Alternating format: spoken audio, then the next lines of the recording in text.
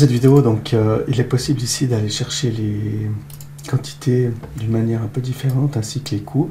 Donc on nous retrouve avec une page blanche, ça peut être le miroir dynamique comme on l'a vu avant dans le 3D composant, la table LME. Là, donc nous avons une page blanche que nous pouvons configurer soit par le libellé. Donc je vais appeler ici béton en mètres cubes et je vais aller chercher tous les murs en béton. Donc en présélectionnant un mur, ça ira un peu plus vite, ou plus facile à désigner les particularités de ce que l'on recherche.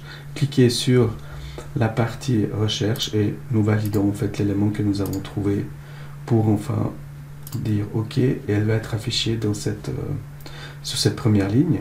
Alors ici on ne sait encore pas qu'on va aller chercher du béton, donc je vais préciser maintenant dans un deuxième temps l'unité pour avoir la valeur que je souhaite extraire.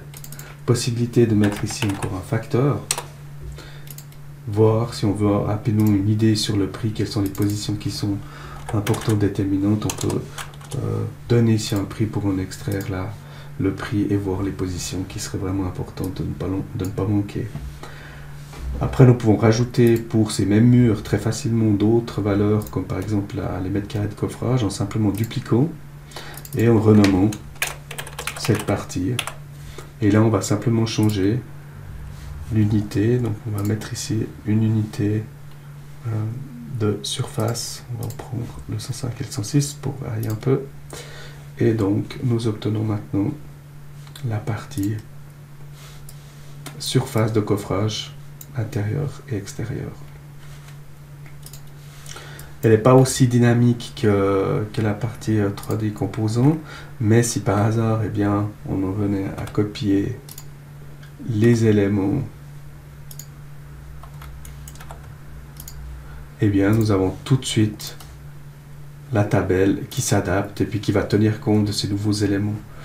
Donc, on sait ce qu'on a recherché, il suffit de remettre à jour et puis on aura une mise à jour de la maquette. Si cette maquette venait d'être mise à jour plusieurs fois pendant le projet. Ensuite, on peut aussi mettre une toute petite structure un peu plus,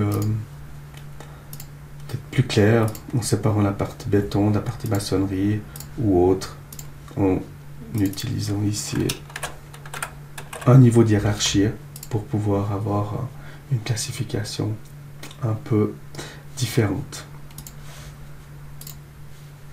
Le livrable sera effectivement une fiche CSV et il est possible ici avec une petite astuce de passer en mode test. Donc là je suis passé en mode test et j'obtiens des boutons pour aller chercher par exemple